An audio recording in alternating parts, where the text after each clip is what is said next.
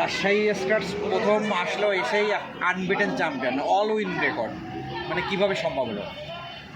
প্রথমে আমাদের যে রাজশাহী টিম তাকে ধন্যবাদ দিব যে এত সুন্দর একটা টিম গঠন করার জন্য। আর এটা আমাদের ম্যানেজার থেকে শুরু করে কোচিং স্টাফ অল প্লেয়ারের একটা কম্বাইন একটা প্লে। এটার কারণে আমরা এত ভালো একটা ফুটবল খেলতে পারছেন। দিকটা খুব শর্ট টাইম হয়ে হলো, 1 মাসের সামান্য একটু বেশি। এই এত ঘন ঘন ম্যাচ খেলে কি কোনো ধরনের বেনিফিট হলো কি না, বা সামনে এশিয়া কাপ আছে, অ্যাডভান্টেজ বা ডিসঅ্যাডভান্টেজের কথা যদি বলি? অ্যাডভান্টেজ অনেক হয়েছে, কারণ যেহেতু এশিয়া কাপের খেলা আছে, তো আমরা যদি খেলার ভিতরে থাকতে পারি, গেম টাইম যদি আমরা পাই, তাহলে গেম থেকে আমরা আমাদের ভুলগুলো শিখতে পারবো, যে এখানে ভুলগুলো হইতেছে, এখান থেকে শুধরাই নিয়ে আবার এশিয়া কাপের জন্য আমরা তৈরি হতে পারবো। ভাইটাল ম্যাচ করার জন্য ভাইটাল ম্যাচ, আজকে আপনার সাথে ভাইটাল ম্যাচ, ডিফেন্সে জিতবেন। এই ডিফেন্স তারা কতটুকু প্রেশার ছিল আপনাদের?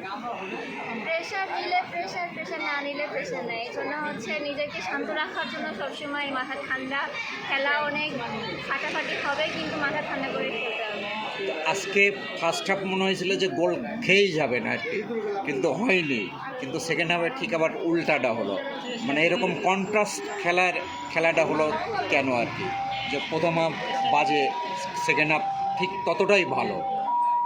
আমরা পরিকল্পনা অনুযায়ী মাঠে নেমেছিলাম যে ফার্স্ট হাফে একরকম খেলবো, তারপরে ওদের খেলা দেখে সেকেন্ড হাফে আমরা আবার গিয়ে আর একরকম ফরমেশন দিয়ে খেলবো। স্ট্র্যাটেজিটা এটা ছিল। একটু ন্যাশনাল টিমের বিষয় আছে, আর হয়তো কয়েকদিন পরেই হয়তো আপনারা অস্ট্রেলিয়ার উদ্দেশ্যে রওনা দেবেন, কিন্তু তার আগে ন্যাশনাল টিমে খুব একটা প্রিপারেশন ওইভাবে পেলো না, কোনো প্র্যাকটিস ম্যাচ পেলো না। তাহলে অ্যাজ এ ক্যাপ্টেন হিসেবে যে এই বিষয়গুলো কিভাবে দেখেন? আর হলো বাংলাদেশ যে বরাবর বলে আসতেছেন, আমরাও বলতেছি চীন কোরিয়া অনেক স্ট্রং টিম, সেক্ষেত্রে হলো তাদের সাথে ম্যাচগুলো কেমন হতে পারে এই ইসের ভিত্তিতে? চীন কোরিয়া ওরা তো খুবই ভালো টিম, এশিয়ার মধ্যে বেস্ট টিম। ওদের সাথে খেলতে পারবো, ওদের সাথে খেলে আমরা অনেক অভিজ্ঞতা অর্জন করতে পারবো, যে ওই লেভেলে যেতে গেলে আমাদেরকে আরও কত পরিশ্রম করতে হবে, আরও হার্ডওয়ার্ক করতে হবে, এগুলো আমরা শিখতে পারবো। আমরা অবশ্যই চেষ্টা করবো ওখানে ওদের সাথে ফাইট করার, আর উপর আল্লাহ তো আছেই। আপনারা তো অলওয়েজ ফাইট করেন সব ম্যাচে, কিন্তু আমি বলছি যে এই যে যাওয়ার আগে মানে অলমোস্ট লিগের ভিতরে ছিলেন, কিন্তু ওইভাবে প্র্যাকটিস তো ন্যাশনাল টিমের প্র্যাকটিস তো সবসময় অন্য ধরনের হয়, এটা কোনো আসলে যে ডিসঅ্যাডভান্টেজ হয়ে গেল না? আসলে যে লিগটাও দরকার ছিল আপনাদের? লিগটাও দরকার ছিল, প্র্যাকটিস তো আমরা কম বেশি যখন লিগ বন্ধ হয়ে গেল তারপর থেকেই আমরা ন্যাশনাল টিমের ক্যাম্প শুরু করছি, এখনও পর্যন্ত চলমান আছে। তো কয়েকদিন ধরে প্র্যাকটিস করছি, আবার লিগ শুরু হয়েছে, তো এটা ভালোই হয়েছে, খারাপ হয়নি। লিগটা যে হলো, লিগটা তো মানে আপনার ইন্টারন্যাশনাল ম্যাচের প্রস্তুতি এখানে প্লেয়াররা লিগটা কতটুকু কম্পিটিটিভ পাইছেন আপনি, যেটা কাজে লাগবে না সাথে? লিগটা গত 3 বছরের থেকে এই বছর কম্পিটিটিভ হয়েছে, কারণ প্রত্যেকবার কিন্তু ন্যাশনাল প্লেয়াররা একটা টিমেই হতো, দুই একটা টিমে। এবার ন্যাশনাল টিমের প্লেয়াররা কম বেশি সব টিমে ভাগাভাগি হয়ে গিয়েছে, এই জন্য লিগটাও কম্পিটিটিভ হয়েছে। আচ্ছা, আমি কোচকে একটা প্রশ্ন করি। আচ্ছা, ওই আপনার সঙ্গে গাড়ি ওয়েট করতেছে, আর আছে আমি কোচকে একটা প্রশ্ন করি। আচ্ছা বলেন। আচ্ছা কোচ, আপনাদের এই ম্যাচে নামার আগে সমীকরণ ছিল কমপক্ষে ড্র হলে আপনারা চ্যাম্পিয়নশিপ পাবেন। আপনি কি ড্র করার উদ্দেশ্যে নিয়ে খেলছেন, নাকি জাস্ট উইন করার উদ্দেশ্যে নিয়ে খেলছেন? প্ল্যানটা কি ছিল? আমাদের প্ল্যানিংটাই ম্যাচ বাই ম্যাচ আমরা 3 পয়েন্ট করে নিব।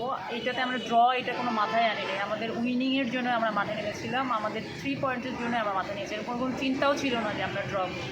আচ্ছা অদিতি আপা, বসুন্ধরা প্রথম যে টিম ছিল ওই টিমের কোচ আপনি ছিলেন, হ্যাঁ, ওইটাই তো ফুল ন্যাশনাল টিম ছিল, হ্যাঁ, কিন্তু এইটাই হলো আসলে যে ফুল ন্যাশনাল টিম না, তারপরেও 10টা প্লেয়ার আর কি, হ্যাঁ, কতটুকু চ্যালেঞ্জিং ছিল যে আসলে যে এই টিম হ্যান্ডেল করা বা টানা 10টা উইন? যদি এটা যে গত যে ফার্স্ট টাইমে আমি বসুন্ধরা কিংসের প্লেয়াররা যারা ছিল তারা আসলে অনেক একবার ফুল ন্যাশনাল টিমেরই সব প্লেয়ার ছিল, 20-21টা প্লেয়ার ছিল, তখন আসলে রিল্যাক্স ছিল আর অন্য টিমগুলো ছিল। কিন্তু এইবার যে লিগটা হয়েছে, যে 3 থেকে 4টা টিম একেবারে বলা যাবে না, সবগুলো 20-20, এটা এই জায়গায় কাজ করার অনেক সুযোগ হয়েছে, প্ল্যানিং করার অনেক সুযোগ হয়েছে, কোচিং ফিলোসফি দিয়ে আগানোর অনেক সুযোগ আমার হয়েছে।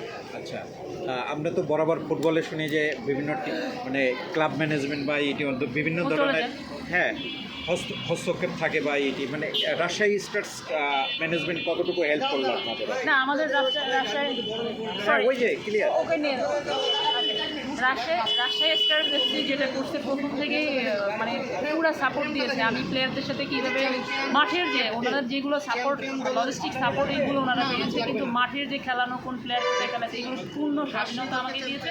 এই জন্য আমার ফিলোসফিটা বেশি করে ফোকাস করতে পেরেছি। আমি যদি এক কথাই বলি যে এই উইন বা এই যে টাইটেল ইসের এক কথাই যদি বলি রেসিপি কী ছিল আসলে, যে রাজশাহী স্টার্স মানে 10টা জিতে চ্যাম্পিয়ন হওয়ার পিছনে কি ছিল এমন আসলে? আমার হচ্ছে যে সব এটা হলো টোটালি আমার যে মোটিভেশন, প্লেয়ারদের সাথে যে কানেক্ট ডোর টু ডোর এবং প্রত্যেকটা ইন্ডিভিজুয়াল প্লেয়ারের সাথে আমার যে সক্ষতা এই জায়গায় এবং টিম কম্বিনেন্ট যেটা টিমের স্পিরিট যেটা টিমের যেটা স্পিরিট সেটা সেই জায়গায় আমি টাচ করতে পেরেছিলাম। কারণ যে প্লেয়ারগুলো আমার কাছে আছে এরা সম্পূর্ণ সবাই খুব ভালো ফুটবলটা জানে, কিন্তু এই টিমটাকে শুরু থেকে অর্গানাইজ করে উইদাউট সেশনে বা এরকম ক্লান্তি কালের সময় অনেকগুলো পার করে তাদেরকে কীভাবে মোটিভেটেড করে এই জায়গায় রেজাল্ট বের করা যায় ওই জায়গায় আমি অনেক সাকসেস হয়েছি। কারণ প্রত্যেকটা প্লেয়ারের সাথে আমি টাচে ছিল, সবার সাথে আমার একটা সুসম্পর্ক এবং কোচিং স্টাফ থেকে শুরু করে অর্গানাইজটা খুবই বেটার ছিল। মাঠ ছাড়া মাঠের বাইরেও অর্গানাইজটা অনেক বেটার ছিল, এই জায়গায় আমি অনেক সাকসেস হয়েছি। আচ্ছা ওরা ক্লাব টিমে চ্যাম্পিয়ন, 2 টিমে 2 চ্যাম্পিয়ন, ন্যাশনাল টিমে কোচিং করে স্বপ্ন থাকে না? মানুষের কিন্তু সবচেয়ে বড় স্বপ্ন হচ্ছে ন্যাশনাল টিমে কাজ করা। তো আমি নিজেকে তৈরি করতেছি। রেজাল্ট তো আসলে খেলার রেজাল্ট দিয়ে বোঝানো যাচ্ছে যে আমি ক্যাপাবল বা আমি ট্রাই করতেছি। তো এই জন্য আর কি যদি সুযোগ আসে আমি আগ্রহী কাজ করার। লাইসেন্স কি? আমি এই লাইসেন্স করেছি, এই ডিপ্লোমা কমপ্লিট। ওকে